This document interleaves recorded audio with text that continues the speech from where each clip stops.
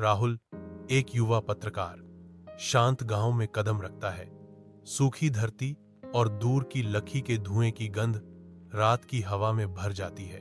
गांव वाले उसे चेतावनी देते हैं, पुरानी हवेली के पास मत जाना, यह चुड़ैल सौदामिनी की आत्मा से प्रेतवाधित है।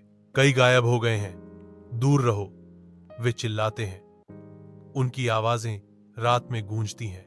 राहुल उनकी चेतावनियों को अनदेखा कर देता है। उसकी पत्रकारिता की जिज्ञासा बढ़ जाती है। राहुल पुरानी जर्जर हवेली के पास पहुंचता है, जिसकी चुप्पी अजीब, विचलित करने वाली आवाजों से टूटती है। वह प्रवेश द्वार पर हिचकिचाता है। अज्ञात में कदम रखते ही डर उसकी आंखों को धुंधला कर देता है। हवेली का आंतरिक भाग अंधेरे में डूबा हुआ है। एक अशुभ चुप्पी हवा में व्याप्त है। राहुल हवेली में घूमता है। उसकी कदमों की आवाज भयावह चुप्पी में गूंजती है।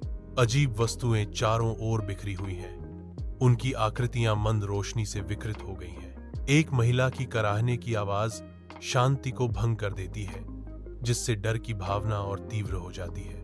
राहुल आवाज का पीछा करते हुए एक छिपे हुए कक्ष में कदम रखता है, जहां धूल मंद रोशनी में नाचती है। हवा भारी है, धूल और क्षय की गंध से भरी हुई है। एक बेताब चीख चुप्पी को चीरती है, राहुल, मेरी मदद करो।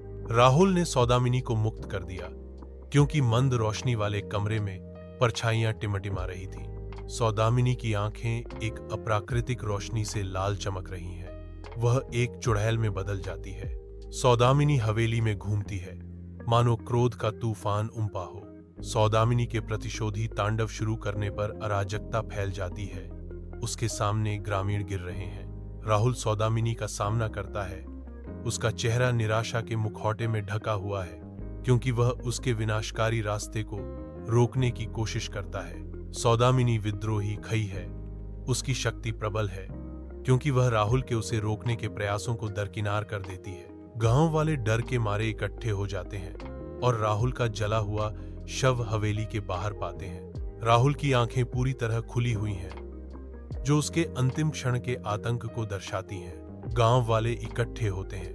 उनके चेहरे गंभीर, दृढ़ संकल्प के साथ खुदे हुए हैं, क्योंकि वे हवेली का सामना करते हैं। जैसे ही ग्रामीण हवेली को हमेशा के लिए सील करने की तैयारी करते हैं, अंतिम रूप का एक स्पष्ट एहसास उतरता है। एक स्वर में ग्रामीणों ने शपथ ली, हम शपथ लेते हैं कि सौदामिनी की आत्मा को कभी मुक्त नहीं किया जाएगा।